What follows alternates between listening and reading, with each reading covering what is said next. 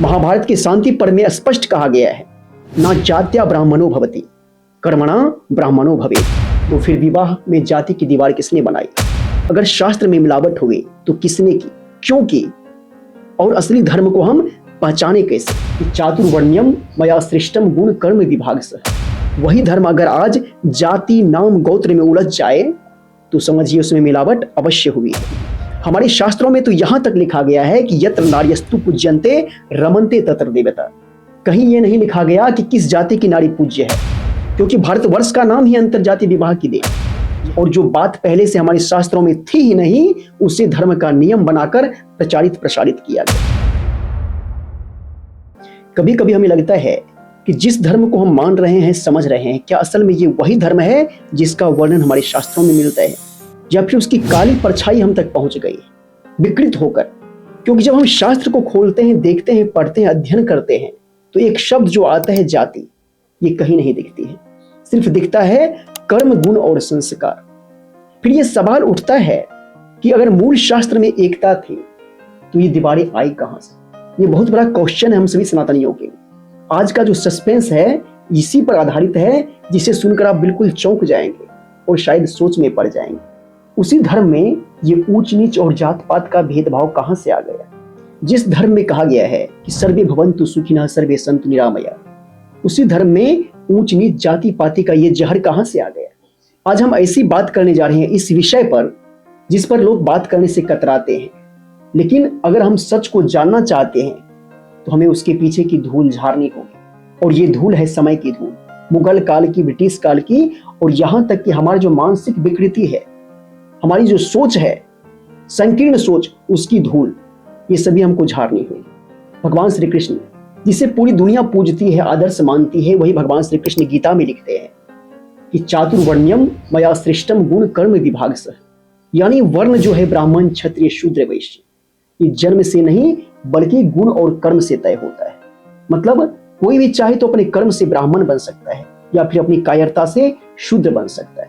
ये था हमारा सनातन धर्म का असली भाव, कर्म प्रधान। लेकिन यही व्यवस्था जैसे जैसे समाज तक पहुंचती है, लोगों ने इसे वर्ण नहीं, वर्ग नहीं, बल्कि जाति मान लिया। और यहीं से शुरू हुआ असली खेल, असली विकार का खेल, असली दुष्प्रचार का खेल, समाज को तोड़ने का खेल, हमारे धर्म को विकृत करने का खेल।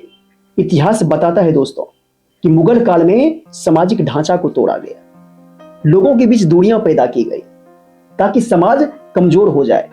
धर्म के नाम पर आपस में बांटने का काम किया गया, और तब से लेकर आज तक हम लोग उसी ढर्रे पर चल रहे हैं।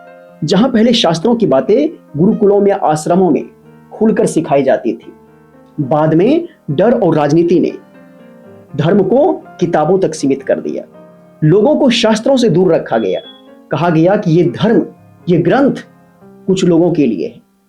और वहीं से आई ये संकीर्ण सोच जिसने ज्ञान को जन्म से बांध दिया। और जब हम आगे बढ़ते हैं तो देखते हैं अंग्रेज आए, उन्होंने देखा कि हिंदुस्तान में सभी एकजुट है, हर गांव में मंदिर है, सभी आपस में मिलजुल कर रहते हैं, हर किसी का मन शुद्ध है, पवित्र है, हर मन में ईश्वर है। तो उन्होंने क्या किया?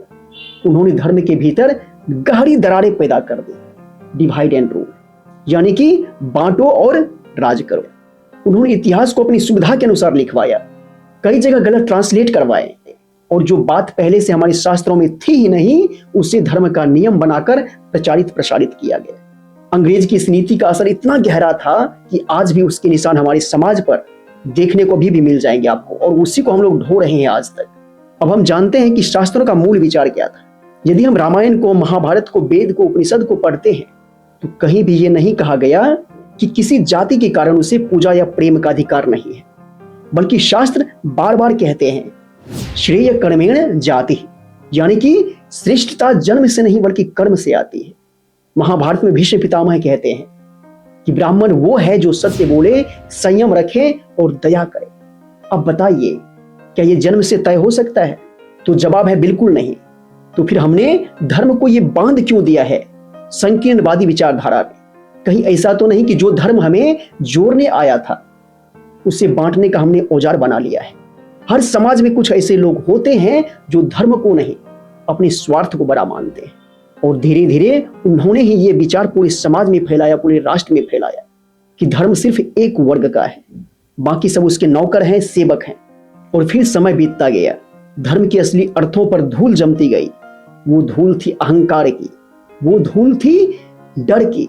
हमारा समाज कहता है कि अंतरजातीय विवाह अधर्म है, लेकिन वही महाभारत और रामायण ये बताती है कि ऋषि मुनि, देवता या फिर राजा, सबने अपने अपने अलग वर्ण में विवाह किए। विश्वामित्र जन्म से क्षत्रिय थे और ऋषि बन गए। उन्होंने अप्सरा मेनका से संबंध बनाए, उनसे शकुंतला का जन्म हुआ। शकुंतला ने राजा दुष्यंत से विवाह किया, उसके पुत्र भरत के नाम पर हमारी भारतवर्ष का नाम पड़ा। क्या यह अधर्म है? क्योंकि भारतवर्ष का नाम ही अंतरजातीय विवाह की देन है। यही सौंदर्य है हमारे सनातन धर्म का, जहां प्रेम और कर्म जाति से ऊपर थे। फिर पराशर ऋषि और सत्यवती की कथा देखिए। सत्यवती एक मछुआरे की पुत्री थी और पराशर ब्राह्मण। उनके मिलने से वेदव्यास का जन्म हुआ, जिन्होंने महाभारत लिखी। यानी अगर वेदव्यास का जन्म नियम तोड़ने से हुआ होता तो धर्म का सबसे बड़ा ग्रंथ हमारा महाभारत कैसे बनता? हमारा सनातन धर्म कभी बांटने वाला था ही नहीं। वो हमेशा कहता है एकम शत विप्रा बहुधा वदन्ति। सत्य एक है, लेकिन लोग उसे अलग अलग नामों से पुकारते हैं। तो जो धर्म इतना विशाल, इतना सहिष्णु था, वही धर्म अगर आज जाति, नाम, गोत्र में उलझ जाए तो समझिए उसमें मिलावट अवश्य हुई है। आज वही मिलावट हमारी सोच में बैठ गई है। लोग शास्त्रों को नहीं पढ़ते, बल्कि सुनी सुनाई बातों को मान लेते हैं। किसी ने कहा ये मत पढ़ो, ये तुम्हारे लिए नहीं है, तो हमने मान लिया। किसी ने कहा कि उससे विवाह मत करो, वो दूसरी जाति का है, और हमने रिश्ता तोड़ दिया। धीरे धीरे धर्म का जो सेतु था वो दीवार बन गया। अब वक्त है कि हम उस धूल को हटाएं, शास्त्रों में जो असली विचार था उसे फिर से खोजें, क्योंकि धर्म कभी डराने के लिए नहीं था, वो जगाने के लिए था, कभी जोड़ने के लिए था, ना कि तोड़ने के लिए। सबसे बड़ा सवाल तो अब शुरू होता है, अगर शास्त्र में मिलावट हो गई तो किसने की, क्यों की, और असली धर्म को हम पहचाने कैसे? अब हम बात करते हैं अंतरजातीय विवाह की। हमारे शास्त्रों में अंतरजातीय विवाह कोई नया विचार नहीं है। ये परंपरा उतनी ही पुरानी है जितनी कि खुद सनातन संस्कृति। पर सवाल यही है कि फिर ऐसा क्या हुआ कि बाद के युगों में जाति की दीवारें इतनी ऊंची हो गई कि इंसान इंसान से ही कट गया। यह कहानी सिर्फ विवाह की नहीं, यह कहानी है सोच की, संस्कार की, और उस असली धर्म की जो समय के साथ धुंधला कर दिया गया। क्या आपको पता है कि खुद मनुस्मृति, जिसे लोग अक्सर जातिवाद का प्रतीक मान लेते हैं, वो असल में जाति के विरोध में नहीं थी, बल्कि कर्म के आधार पर समाज को व्यवस्थित करने का एक व्यवस्था थी। पर जिस ग्रंथ को समाज को जोड़ने के लिए बनाया गया था, उसी मुगल काल और ब्रिटिश काल में मिलावट कर दी गई, और उस मिलावट ने सदियों तक हिंदू समाज को बांट दिया, और आज भी वो बटा हुआ है। लेकिन आज भी देखा जाता है कि कुछ ऐसे कुंठित मानसिकतावादी, जिसको कुछ लोग को विद्वान बोला जाता है, इस चीज को स्वीकार नहीं करते, क्योंकि जिस मनुस्मृति को आज हम लेकर चल रहे हैं वो वास्तव में मिलावटी है। इतिहास बताता है कि कई हिस्से इनके नष्ट किए गए थे, और कई जगह इस पुस्तक में छेड़छाड़ किया गया ताकि हिंदू समाज आपस में उलझ जाए। ब्रिटिश इतिहासकार जेम्स मिल और लॉर्ड मैकाले ने अपने ही दस्तावेजों में लिखा था कि भारत को तोड़ने का सबसे आसान तरीका है इसकी सामाजिक एकता को तोड़ दो। उन्होंने उस समय के पंडितों से मनुस्मृति और धर्मशास्त्रों की कॉपी करवाई, और फिर कुछ भ्रामक अनुवाद और व्याख्याएं जोड़ दी गई। नतीजा यह हुआ कि जो शास्त्र समाज को एक करना चाहता था, वही लोगों की नजरों में भेदभाव का आज प्रतीक बन गया। मुगल काल में भी धर्म ग्रंथों की व्याख्या बदल दी गई, ब्राह्मणों और क्षत्रियों के बीच दूरी पैदा की गई, वैश्य और शूद्र को नीचा दिखाने के वाक्य जोड़े गए ताकि समाज कमजोर हो। कई मुगल बादशाहों ने हिंदू समाज की एकता को तोड़ने के लिए धर्म की आड़ में जाति की आग फैलाई। लोग धीरे धीरे भूल गए कि असली धर्म समरसता है, भेदभाव नहीं।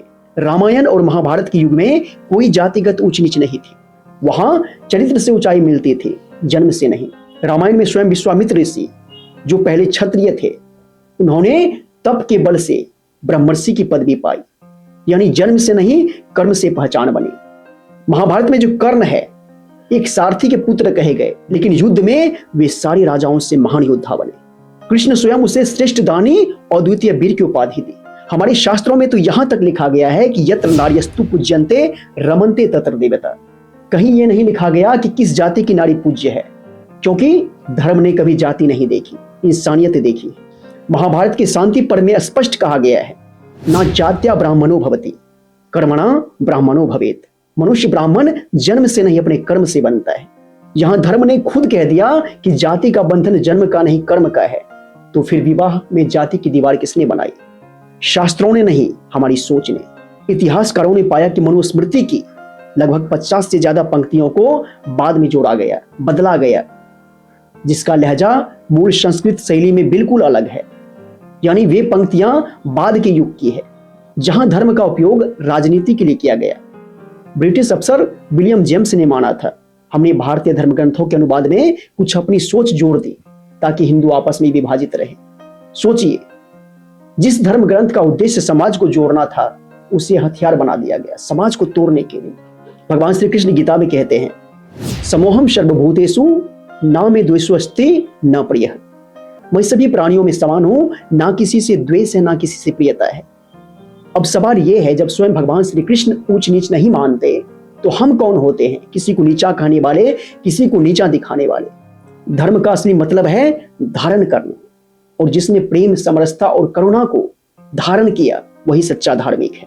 आज कई लोग कहते हैं कि शास्त्र अंतरजातीय विवाह के खिलाफ है, लेकिन अगर कोई गहराई से पढ़े तो शास्त्रों में कहीं प्रतिबंध नहीं लिखा गया है। वहां सावधानी जरूर लिखी गई है कि विवाह समान संस्कार वाले परिवारों में हो ताकि जीवन का संतुलन बना रहे। पर इसका मतलब जाति नहीं, बल्कि संस्कारों की समानता है। हमने संस्कार की जगह जाति समझ ली, और यही गलती हो गई। धर्म को बांटने वालों ने हमें यह नहीं बताया कि भारत के हर महापुरुष ने किसी न किसी रूप में जाति की दीवार को तोड़ी। राम और सीता, राजा और जनक नंदिनी की विवाह को लेकर, कृष्ण और रुक्मिणी, अर्जुन और द्रौपदी, यहां तक कि भगवान शंकर ने भी पार्वती से जो विवाह किया वे हिमालय की पुत्र थी, यानी कि राजकुल से, और शिव योगी थे, किसी वर्ण में नहीं बंधे हुए थे। जब खुद देवता ही समाज की मर्यादा को तोड़कर प्रेम और कर्तव्य को प्राथमिकता देते हैं, तो मनुष्य भेद क्यों करे? सोचिए, अगर ऋषि मुनि और भगवान खुद जाति से ऊपर उठकर प्रेम और धर्म निभा सकते हैं, तो क्या आज का इंसान धर्म से बड़ा हो गया है? क्या भगवान से भी ज्यादा जानता है कि यह तय करने में कि कौन किससे विवाह करे? अगर समाज आज किसी के प्यार, किसी के रिश्ते को सिर्फ जाति की वजह से ठुकरा देता है, तो शायद वो भगवान के नहीं, अपने अहंकार के आदेश पर चल रहा है। सनातन धर्म का सार यही है, एकम शत विप्रा बहुधा वदन्ति। सत्य एक है, परंतु ज्ञानी उसे अलग अलग रूपों में बताते हैं, बोलते हैं। विवाह हो, पूजा हो, जीवन का कोई भी कर्म, उसका उद्देश्य सिर्फ आत्माओं का मिलन है, जातियों का नहीं। हमने धर्म को किताब में बांध दिया, जबकि धर्म तो हृदय में बसने वाली भावना है। जहां प्रेम है, करुणा है, सेवा है, वही धर्म है।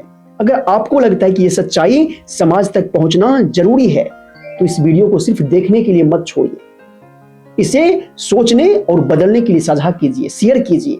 क्योंकि जब आप शेयर बटन दबाते हैं तो सिर्फ ये वीडियो नहीं भेजते, एक विचार भेजते हैं जो किसी के दिल में एक नई रोशनी जगा सकता है। हो सकता है कि आपकी वजह से कोई पिता अपनी बेटी का हाथ किसी सच्चे लड़के को थमा दे, बिना जाति पूछे। ये हो सकता है कि कोई बेटा अपने घर में पहली बार मानवता की बात करे, जन्म की नहीं। अगर आप भी मानते हैं कि धर्म जोड़ता है, तोड़ता नहीं है, तो इस आवाज को बढ़ाइए। इस वीडियो को लाइक कीजिए, शेयर कीजिए, और इस चैनल पर यदि आप नए आए हैं तो सब्सक्राइब कीजिए, क्योंकि अब वक्त आ गया है दोस्तों, शास्त्रों की असली भावना को लोगों तक पहुंचाने का, जहां धर्म प्रेम बने और समाज एक परिवार। याद रखिए, भगवान हमें सिर्फ 4 जातियों में नहीं बांटा, बल्कि 4 दिशाएं दी है, ताकि हम हर दिशा में फैले, बढ़े और फिर एक बिंदु पर आकर फिर से एक हो जाए। तो क्या आप तैयार हैं उस एकता को फिर से जीवित करने के लिए? क्योंकि मित्रों, सनातन धर्म जाति नहीं सिखाता, वो सिखाता है सब में एक ही आत्मा है। और आज हमने जो आपसे बात की है एक विषय को लेकर, अंतरजातीय विवाह, एक क्वेश्चन हमारे बीच आया था, इसलिए इस विषय को इस वीडियो में मैंने समाहित किया। तो मिलते हैं फिर एक नई वीडियो के साथ। नमस्कार, प्रणाम, जय श्री कृष्णा, जय श्री राम, धन्यवाद।